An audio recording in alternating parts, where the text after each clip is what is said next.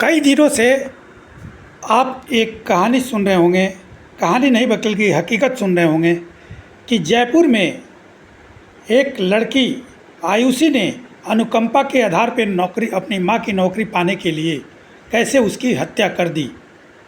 लेकिन इस मामले में एक सबसे बड़ा और चौंकाने वाला खुलासा हुआ है कि सिर्फ अपनी मां की ही हत्या नहीं कर दी, बल्कि जब इसके पिता नौकरी कर रहे थे तो 1 साल पहले उनका एक्सीडेंट हो गया था और एक्सीडेंट के बाद वो 90 दिन हॉस्पिटल में भर्ती थे और उसके दौरान उसी उनके नौकरी के लिए भी अपने पिता की हत्या कर दी थी।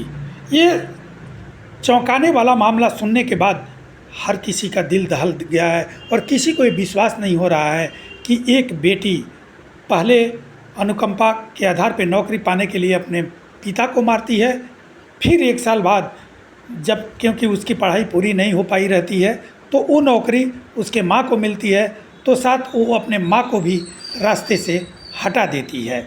माँ की मौत के बाद सरकारी अनुकंपा की नौकरी लेने के साथ करोड़ों की संपत्ति हड़पने के मामले में इस ऐसे आरोप ने जिसने पूरे जयपुर को हिला दिया है और जिस बेटी पर अपनी माँ की सुपारी देकर हत्या कराने का आरोप है, उसी पर पिता की मौत को लेकर भी सवाल उठ रहे हैं।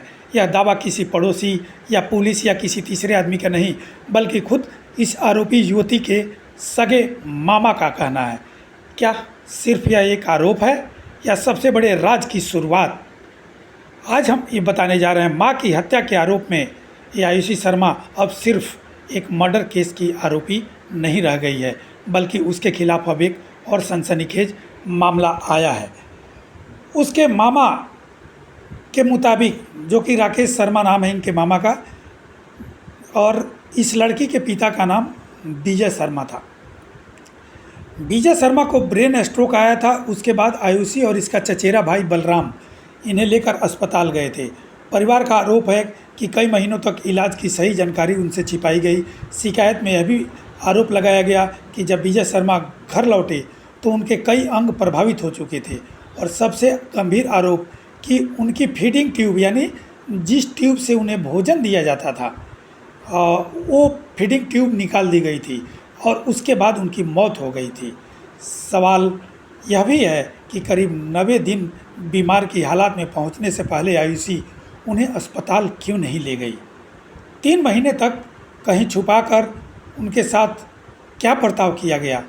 मामा का यह भी दावा है कि अकेले उनकी भांजी आयुषी के लिए मां की हत्या का षड्यंत्र रचना, पिता की रहस्यमय हालत में हुई मौत और तंत्र मंत्र क्रियाओं का अंजाम देना अकेले संभव तो नहीं था और एक बड़ी साजिश काफ़ी वक्त से चल रही थी और इसकी जांच होनी चाहिए। पुलिस के मुताबिक आयुषी जो है अपने पिता की मौत के बाद कोर्ट में अनुकंपा के आधार पर नौकरी चाहती थी, लेकिन पढ़ाई पूरी नहीं होने के कारण नौकरी मां को मिल गई। यहीं से रिश्तों में और दरार बढ़ती गई। वाह रे स्वार्थी बेटी! सोचिए, जिसकी पढ़ाई भी नहीं पूरी हो पा रही, उसके पिता की मौत होती है और वो चाहती है कि वो नौकरी उसे मिल जाए, लेकिन पढ़ाई नहीं पूरी होने की वजह से उसकी माँ को नौकरी मिल जाती है। उसके बाद उसकी माँ से भी उसकी दुश्मनी हो जाती है, क्योंकि वो नौकरी उसे पानी है और जो करोड़ों की प्रॉपर्टी है वो उसे पाना है। तो घर में मिले सीसीटीवी फुटेज और अब तक की जांच के मुताबिक आयुषी अपनी माँ से लगातार झगड़ा और मारपीट करती थी और बाद में घर छोड़कर अलग रहने लगी। पुलिस ने जो पूछताछ की है उसके अनुसार आयुषी और उसके चचेरे भाई बलराम ने कथित तौर पर मां की हत्या की पूरी साजिश तैयार की। करीब 7 लाख रुपए में कथित जो सुपारी तय की गई, यानी बदमाशों को 7 लाख रुपया दिया गया मारने के लिए। जब नीरज शर्मा अपने मानसिक रूप से दिव्यांग बेटे को ट्यूशन छोड़कर लौट रही थीं, तभी तेज़ रफ्तार स्कॉर्पियो ने उन्हें टक्कर मार दी। यानी जिनको 7 लाख रुपये का दिया गया था सुपारी, उन बदमाशों ने इसकी मां को स्कॉर्पियो से टक्कर मारकर मार डाला। कार की रफ्तार करीब 120 किलोमीटर प्रति घंटा थी।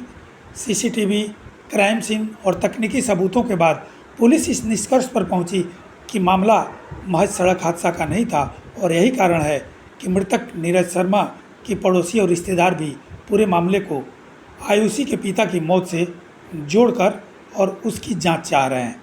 वैसे तो पुलिस की पूछताछ में यह भी सामने आया है कि आयुषी कथित तौर पर चाहती थी कि उसके छोटे भाई को कोई नुकसान न पहुंचे, इसलिए कथित तौर पर वह ऐसा समय चुना गया जब वह उसके छोटे भाई को ट्यूशन के लिए छोड़कर अकेली घर लौट रही थी। पूरी वारदात से रेकी करके ऐसा अंजाम दिया गया। अब इस केस में सबसे बड़ा सवाल है कि क्या मां की हत्या से पहले पिता की मौत की भी कोई साजिश थी? फिलहाल इसका जवाब अभी किसी के पास नहीं है और पुलिस का कहना है कि मामा की शिकायत के आधार पर अप्रैल 2025 की मौत की परिस्थितियों की जांच की जाएगी। अगर जांच में कोई भी आपराधिक साक्ष्य मिलता है यानी प्रूफ मिलता है तो उसी के आधार पर आगे की कार्रवाई होगी। जयपुर से bureau report, India post news. Within 1 years के अंदर कई बार मारपीट कर चुकी है। कई बार अड़ोसी पड़ोसी से हमने पड़ताल की अभी घटना के बाद में, तो उन्होंने बताया कि अपनी ये जो बेटी है ये जूस लेके आई थी एक दिन और ज़बरदस्ती मम्मी से करने लगी। मम्मी ने इसने मना कर दिया कि मैं जूस नहीं पीती, मुझे पसंद नहीं है, तो ज़बरदस्ती उसकी मुँह में डालने लगी। इस बात को उनको लेकर विवाद हो गया, उसने जूस पीने से मना कर दिया, झगड़ा बहुत चरम सीमा बढ़ गया। फिर वो निराश होकर के उसको गिलास को पटक के भाग गई। तो मेरी बहन को तो विश्वास ही नहीं था, इसलिए उसने जूस नहीं पिया। विश्वास होता तो पी लेती। तो पता ऐसा जहर होता है, कहीं ना कहीं उसने जूस में जहर मिला के या कोई अन्य हानिकारक पदार्थ मिला के लाई हो, ताकि मतलब इसकी मृत्यु सहज भाव से हो जाए। तो ये लगता है कि दुर्घटना एक अंतिम असफलता होने के बाद में अंतिम हत्या के रूप में काम लिया हो। आप भाई भी है, मामा भी है इस पूरे प्रकरण में, क्या पुलिस की जांच सही दिशा में अब तक बढ़ती नजर आ रही है या मैं सहमत हूँ, क्योंकि सबसे महत्वपूर्ण बात आती है कि जब कृष्णा को पुलिस ने हिरासत में लिया, ऐसा सुनने में भी आ रहा है कि कृष्णा ने ही गाड़ी के समस्त कागजात रिन्यू कराए हैं, दुर्घटना वाली गाड़ी के, जिस गाड़ी से दुर्घटना की गई है, तो उसको छोड़ना कहीं ना कहीं संदेह बढ़ता है। इसके अलावा बलराम को पकड़ में नहीं आना, 3 तारीख की घटना और आज 11 तारीख हो गई, इतने 8 दिन तक बलराम को पकड़ में नहीं आना, तो कहीं ना कहीं संदेह बढ़ता जा रहा है। कि दूसरी बात ये आती है कि जब उसकी पता मोहन को 5 तारीख को पकड़ लिया गया, अगर मोहन की ढंग से कुटाई होती, 3rd डिग्री का इस्तेमाल पुलिस करती, तो उस बलराम की औकात नहीं है कि वो 5-6 तारीख को पकड़ में नहीं आता। 11 तारीख हुई कैसे? वीडियो मेरी सिस्टर ने मेरे पिताजी को भेजा, पिताजी ने मुझे भेजा। इसके अलावा जो सीसीटीवी फुटेज है उसमें वीडियो निकल के आया है, और आज के टाइम पे सोशल मीडिया में जो फुटेज ही होते हैं वो ही साक्ष्य के रूप में रहते हैं। तो जो घटना हुई है वो तो फुटेज में दिखाई दे रही है, तो वो तो घटना एडिटिंग तो है नहीं, वो तो डीवीआर में समाहित हुई है, तो वो तो घटना ओरिजिनल ही है। तो सबसे बड़ी बात आती है तांत्रिक क्रिया को रूप देना। तो हो सकता है किसी ने आश्वस्त किया हो कि तांत्रिक क्रिया गुड्डा से अगर आप ये करते हो तो आपकी मैं गारंटी लेता हूँ कि हो जाएगी। तो कोई ना कोई प्रोफेशनल तांत्रिक इसमें शामिल हो सकता है, तो उस प्रोफेशनल तांत्रिक को भी गिरफ्तार किया जाए। अगर इन सभी की अगर ढंग से 3rd डिग्री का इस्तेमाल किया जाए तो वो प्रोफेशनल तांत्रिक भी को भी गिरफ्तार किया जाए, उसे जेल भेजा जाए। केस में क्या अपडेट अब तक आपके पास है? क्या जो अरेस्ट हुए हैं स्पेसिफिकली आयुषी की बात करूँ तो कुछ निकल पाया उसने, क्यों किया ऐसा? जैसा कि आपको विदित है, इस प्रकरण का जब खुलासा हुआ तो इसमें हमने 7 आरोपियों को गिरफ्तार किया था, जिसमें आयुषी भी शामिल थी, और उससे अनुसंधान करने के बाद में उसको जेसी करवा दिया गया। अब जो एक इसमें आरोपी अभी फरार है, बलराम, उसके लिए हमारी जो टीम है वो लगातार दबिश दे रही है और हमें विश्वास है कि जल्दी उसकी भी गिरफ्तारी सुनिश्चित कर ली जाएगी। आयुषी ने कुछ अब तक इंटरोगेशन में बताया क्यों इतना बड़ा स्टेप उसे लेना पड़ा था?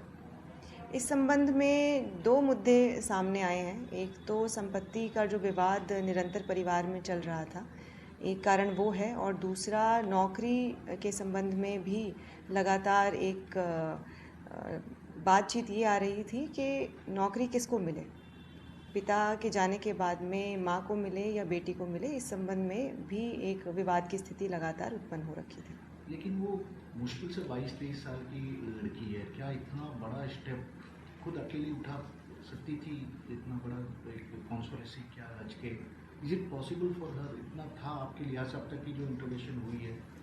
अभी तक की तफ्तीश में ये सामने आया है कि ये एक साजिश के अंतर्गत पूरा जो गतिविधि है इसको इन्होंने अंजाम दिया। ये इन्होंने एक पूरा ग्रुप बनाया जिसमें पूरी इन्होंने प्लानिंग करी, नियोजित तरीके से इन्होंने इस घटना को कारित किया। एक रिलेशन बिटवीन आयुषी और उसकी मम्मी का किस तरह से, फैमिली अगर बैकग्राउंड अगर कोई इन्वेस्टिगेशन में निकला हो तो? परिवार में विवाद की स्थिति लगातार उत्पन्न होती रही और संबंध में भी अनबन जो है वो सामने आई है। उसके मामा वगैरह कुछ और इश्यू को लेकर रेस कर रहे हैं, जैसे तंत्र मंत्र किया गया था उसके घर पे, सीसीटीवी फुटेज भी उन्होंने कुछ जारी किए थे। इसके अलावा वो ये कह रहे हैं कि उसके फादर जिनकी डेथ हुई है उसको भी आयुषी ने ही मारा है। हमारे पास एक निश्चित रूप से परिवाद आया है जिसमें उनके जितने भी संशय हैं उन्होंने उसको लिखित में एक कंप्लेंट के रूप में दिया है। अब उसकी जांच जो है निष्पक्ष रूप से हम सुनिश्चित करेंगे और जो सक्षम स्तर है उसमें हम चाहेंगे कि प्रत्येक पहलू की बारीकी से जांच हो जाए। इसके लिए मैं आश्वस्त हूँ। उसके फादर के डेथ की भी इंट्रोगेशन होगा जैसा कि फैमिली चाहती है? बिल्कुल, उसमें जितने भी पहलू हैं उस कंप्लेंट में उन सभी पहलुओं की जांच की जाएगी। और एक बलराम कहाँ है मैम, कहीं जयपुर में है या कहीं और, मतलब आपको ट्रेस? हमारी टीमें जयपुर के बाहर और प्रदेश के बाहर तक अभी गई हैं क्योंकि जो भी हमारे पास इनपुट है उसकी बिना पे हमें विश्वास है कि जल्दी उसको गिरफ्तार किया जाएगा।